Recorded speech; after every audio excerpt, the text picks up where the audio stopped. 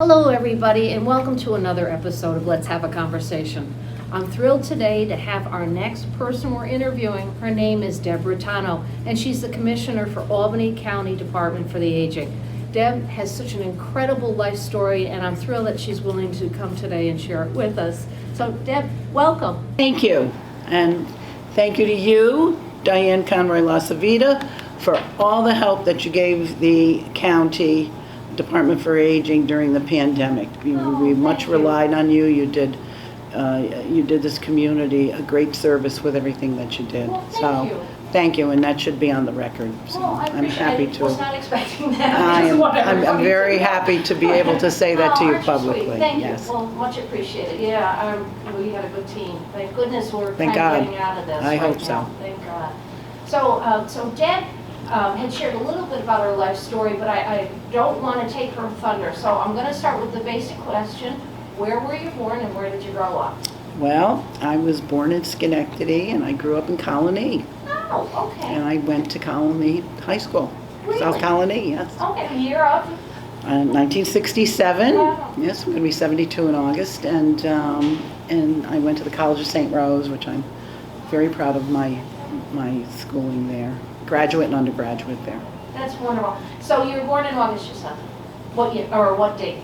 24th. 24th. Okay, I'm the 22nd. I have two children who are in August, 26th and 15th. There's a lot of August birthdays. So. There sure are in my family too. Very cool. Oh, good. So kindred spirit with the August birthday. Yeah. So, all right, so you went to Colony High School. And Yep. so after you graduate, well, let's back up. So did you come from a big family, a small Came family? from a big family. I'm one of 6 children. Wow. My husband is one of 6 children, and we had 6 children. There you go. 6, Like 6, the devil's 6. number. Now, where were you in that 6? 2. So you're second oldest. Second oldest. How many boys, how many girls? We were 3 and 3. 3 and 3. Oh, that's nice. Nice and even. And I had 4 and 2. So now your parents, so you go to Colony High, growing up in the town of Colony, was there a big push on going on and continuing education? I'm just curious. I'm still of that ilk where they would say that girls went on to college to find a husband. Oh. My parents were very blue collar rather, and blue workers would be Smurfs, blue collar, and they wanted you to have a vocation and get in it and start going to work. So I started out at Albany Business College. I thought, well, I'll be a medical secretary. And right after I graduated, just as I was graduating, the College of St. Rose changed their requirements and decided that they were going to accept men, and they were going to waive all the entrance requirements so that they could start to build a group of people that would be coming into the college. So I applied and I was able to get in. Wonderful. So what did you major in? I majored in business. I was a business ed teacher. Oh, all right. So you're thinking more in the office setting. All Yeah. right. Oh, that's No, I was thinking I'd go teach other people how to go to work in business. Didn't think I'd be doing it. And you like St. Rose. It sounds like you're still involved. I love St. Rose. I am very grateful to St. Rose. I'm very grateful to the Sisters of St. Joseph, who really took charge and helped you realize who you were and what you could be. Yeah. So I'm very grateful to them. In fact, I'm still an associate, Sister of St. Joseph associate. It's kind of like junior varsity nun stuff, So you're a junior nun. A junior varsity nun, Nun. yeah. So you went for business education for Yep. your undergrad. So you graduate, you mentioned you did your graduate work there as well. What did I you did. major in? Educational psychology. And, I taught school for a very brief time. Met my husband, who had come from Italy and was in business. And I met him on a Friday night. He asked me to marry him on Monday. Like 3 days later? And,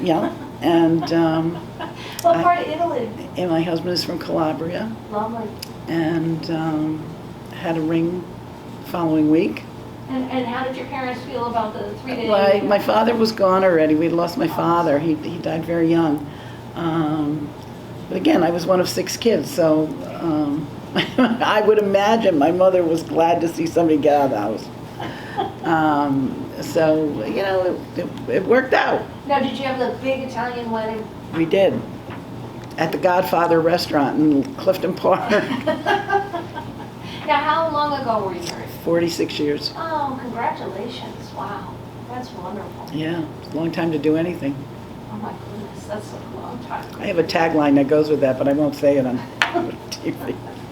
So you go, you get your undergraduate, you get your graduate work done, you marry, and so what is Deb doing? So you taught for a very short time. Taught for a very short period. I took part-time teaching jobs because I was home with children, you know. I mean, I was having babies all the time, and I was home with children, and so I would take a part-time job, you know, a nighttime. I teach a class. I taught for BOCES, English as a second language for BOCES. I did basic literacy, taught typing at Colony at night, taught for Albany Business College in the afternoons. So they were part-time jobs that I never I took. took typing. I wish I knew shorthand, or I wish I knew truly how. Oh yeah, I still use it. I Do still you? use it all. Yeah, Love to know absolutely. shorthand. Yeah. So now you're doing part-time teaching. Now, I want to get onto the subject matter of your interfaith, really, your universe of how that happened. It happened because, you know, we, our eldest child, Jenny, I was teaching for Holy Names, and I put her into nursery school at the Jewish Community Center because I thought, well, you know, I can drop the child off and go on and teach my, you know, my little part-time job, come back, pick her up, and go on home. And I lost my job. They couldn't afford to pay me anymore. So now I had my kid, I live in Schenectady, but had her at the Albany JCC. And so we thought, well, you really got nowhere else to be, so keep her in that school. You really liked it. So she started there, and then what happens, as you know, the parents of your children's friends become your friends. And so I became very interested. I was always a serious student of the Holocaust. Became very interested in Judaism, took it on as an intellectual pursuit, and I was off and running, and you know, we became very involved. JCC was the center of our life for a long, long time, and I'm very grateful to them because you know, the kids loved it there. We loved being part of the JCC. Any committee we were on, we were happy to take part in, and so you know, our whole friend base, you know, really was born out of the JCC. Isn't that interesting? So prior to this interview in the beginning, you had mentioned that you weren't Jewish. No. So you go and you enroll your child at the JCC, and then really that, if you think it, that's probably a pillar of the continuing on in your own life. It was. It was. We it really, because it really became the cornerstone for the family. Yeah. So, yeah. So someone says to you, you should look at interfaith approaches? No, I mean, we just kind of fell into it. Somebody said, you know, there's this new group and it's Jewish Catholic Dialogue, and we'd like you to join it. And that request came from the Jews. Were you the token Catholic? No, I wasn't the token Catholic in that group. Most every other group I was the token Catholic, and we'd have parties, and I became the token Catholic at my own parties. But we were very happy. I was, you know, had started Jewish Catholic Dialogue, and at that time, I mean, people don't really realize, it goes back a long time. I mean, you have, you know, in Bishop Howard Hubbard and Father Jim Kane, who lives here, the strongest advocates for interfaith and what it could possibly mean. And we were meeting in each other's homes, and we would take a simple subject, you know, like interfaith marriage, and people would discuss that, and and that momentum built, and through the wisdom of Father Bert Fay, we did a program. We did a program called From Fear to Friendship. I should have written some of this down. From Fear to Friendship was a program that took place on Palm Sunday, took place at the cathedral, and the cathedral was filled with Jews and Catholics, and during that service of reconciliation, Catholics turned to their Jewish partners who were sitting there and apologized for all the years of anti-Semitism. And it was a wonderful event. It was a wonderful event to plan. The day it happened, I was in the hospital having baby number 4. So the Palm Sunday baby was there, and it was a very exciting thing. And that was such a monumental moment that we then went on and did a program the next year at Temple Israel, The Search for God. But then we through Robert Blood, who was a sculptor, created what's called the Portal. And if you're ever in downtown Albany, in back of the Cathedral of the Immaculate Conception, you will see a huge structure. And matter of fact, when the Palm Sunday baby got married, she and her husband got married at the cathedral, and they stood outside the portal to have that in their wedding. It's that big circular. It's that big circular, twisted, because that's kind of what. Is there signage there that talks about? There is signage there, and whenever we bring an interfaith speaker to town, we take them there. Okay.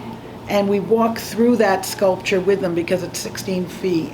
And we walk through that sculpture with them. And all of us who are involved in interfaith, we spell, Father Kane and others, we bring people there, because that is a space that really needs to be commemorated, because that's really where the understanding, the hope, the forgiveness, it's right there.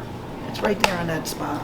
I don't know how many times I've seen that sculpture. I never knew that what it stood for. Take a group down there, have them walk through it. We actually took a group to the cathedral. Had I known, we would have walked them out back and talked about that sculpture. I did not know that. It's a marvelous piece, and what it means to so many of us. I can't even begin to really explain that. Yeah. So interfaith, it started, sounds like small and just small and big, and when things were happening in the area or in the world, it needed people to come together to talk about it, to see how we would get through certain things. This group was able to come together, and then the College of St. Rose back in early '90 started the Sidney and Beatrice Albert Interfaith Lecture Series. That was headed up by Father Chris DiGiovanni, and I became part of that group the end of the '90s, and I've chaired it ever since. Good for you. And We're still chairing it, and we're a group that's been together for a long, long time, and a group that can be very honest with one another about events that occur, and really get to listen to one another. It's a group that listens, and it's marvelous. I also chair the Interfaith Alliance of Upstate New York. So tell us about that. Well, it's very similar. It's this has more to do with more political. It has to do with kind of separating politics and religion, and the importance of being able to do that. And the national office, of course, is in Washington, headed up by Rabbi Jack Moline. And we had gone quiet for a little while. We kind of restructured, and we're back up and running now, and we're very excited about things, and and being able to have people search out commentary on certain things that are happening. And Now, if there's somebody watching who's interested in maybe trying to get involved, can they? call me, give them my number. You have my cell phone, give it to them. You'll have to. Everybody has my cell phone. You don't stand on ceremony. So I want you to talk about the diary, Anne Frank, because you have a special connection. You shared this wonderful photo of yourself about 30 years ago, correct? And That's there's right. someone in this photo that you were mentioning that was really special, and The this wo- is an yes. important event in your life. It's a very important event for me. The woman in the center of that picture with the white hair, not that woman. Nope, oh, okay. Nope. Oh, that's right. That's another woman. That's a very political woman. Gotcha, The gotcha. woman in the center of that picture is Miep Gies, and Miep is the person who found Anne Frank's diary. And as you know, Anne Frank, this Diary of Anne Frank, is the most read book in the world next to the Bible, all over the world. And it still speaks to us about hope and resolve and all sorts of things. And we were able to bring Miep here to Albany. So there was actually an exhibit. Where was the exhibit? The exhibit was held again through the kindness of the College of St. Rose. I think probably we had at least 4,000 school children come through. Yes, we had docents there, survivors of the Holocaust were there, who would tell their story to children. Lots of politicos came. Matilda Cuomo came.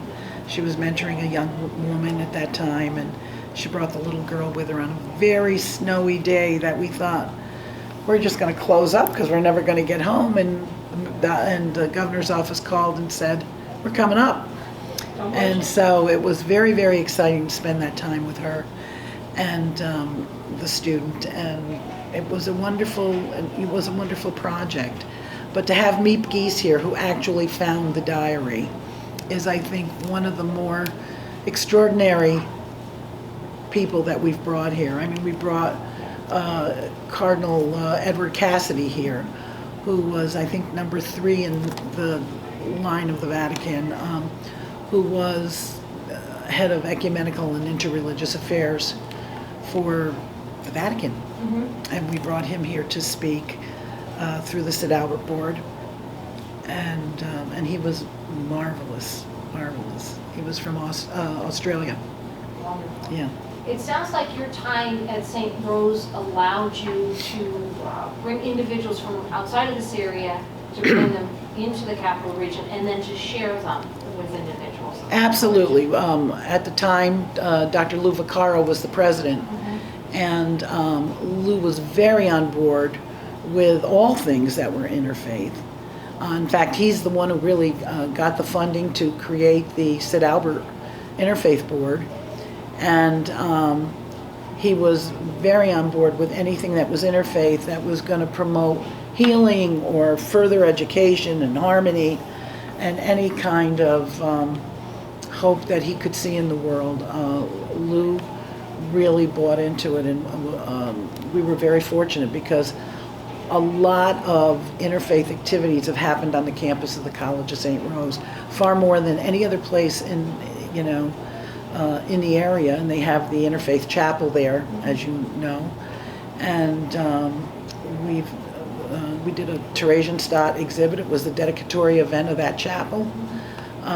We did the Hidden Children of the Holocaust there. We brought lots of speakers from every faith tradition, and really, really pleased. The St. Albert Board has done much. Mm-hmm. Yeah. Sounds to me like you've had opportunities in your life where you have become acquainted, whether it's the JCC or the College of St. Rose, with individuals, and your interest is there to begin with, and that they've allowed you to expand that interest so that you're actually giving back. Yeah, I mean, that's really a great way to put that. I mean, interfaith is, and I was the executive director of the Capital Area Council of Churches, so in sometimes, it was my vocation, and it's always been my avocation. So, it's always been great. And if I had a project, my kids had a project, and so the kids would be handing out flyers, and they would be telling people where they're sitting, and we did all sorts of interfaith programming. When the Pulse nightclub happened, which was, devastating event. The college sanctuary, we had a packed house that night. We put together a program, a vigil, very quickly. I don't think it was a week. I mean, when you saw the horror of the Pulse nightclub, you wouldn't imagine anything would ever happen close to home. But then a week later, at the First Lutheran Church, they had the pride flag hanging. Someone set fire to it. It's just atrocious. And that was, yeah, and that was really, it was very hard to take so close to the Pulse nightclub. Right, right. So- Well, when you envision that there's that level of hatred out there. Yeah, That somebody's that's trying right. to burn or destroy. That's Yes. right. Tell us about your 6 children. So you mentioned your Palm Sunday baby, right? The Palm Sunday baby, yes, is Amanda, and we have Jennifer, Kate, we have Gina, we have Amanda, we have Joey, and we have Josh. And So 4 boys, 2 girls. four girls, 2 Four, boys. I just transposed Yeah. that, you're right. And we have 5 grandchildren now, and Big family. we have a big family, and it's the way to go. Well, I'm just, so, everybody's always like, how do you balance? So that's a big family, and it sounds like you've had a pretty extensive career. Yeah, I mean, And so- young people today talk a lot about, work-life balance stuff. My generation just did it. You didn't complain. We figured out, how you were gonna work it all in. And for me, a lot of times, it was bringing the kids and saying, you gotta be part of this. You have to do this. And they remember that. And are not sorry that they did anything. And I think in their adult life, it has spurred them on to also take on volunteerism and to know that you need to be part of your community, not just watch what's happening, but be part of what's happening. Right. So you started off with voluntoling them, right? That's They right. voluntold, and then they understood. I think also behind all of these different chapters in your life is that sense of passion. Like you truly believed in what you were doing.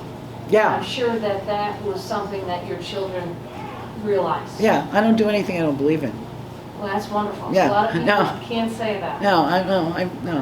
So have there been I don't. jobs in your life where you said, you know what, this isn't for me? Yeah. Well, I've that's had good. jobs in my life where they said, you're not for us. Well, but that's good though, recognizing that not everything is going to necessarily work out, but being there where you want to be. Yes. Yeah. Sometimes young females are like, oh, I hate my job, but I can't, I got to keep it. No, you know what, there's lots Well, of I mean, young people today have it much more difficult. I mean, I was very fortunate. My husband really has old-fashioned values. He did not expect his wife to go to work. He did not expect that. He also never expected me really to go out. When we started with the Anne Frank exhibit, I don't know if you got time for this story, because it's a very funny story. When we started the Anne Frank exhibit, as I said, he didn't expect me to really leave the house. And he would go to work, and I would quickly change clothes. A babysitter would come in, and I would go downtown, and we got called to do a press conference for the college. And I was standing next to Mayor Whalen, and we were talking about the Anne Frank exhibit.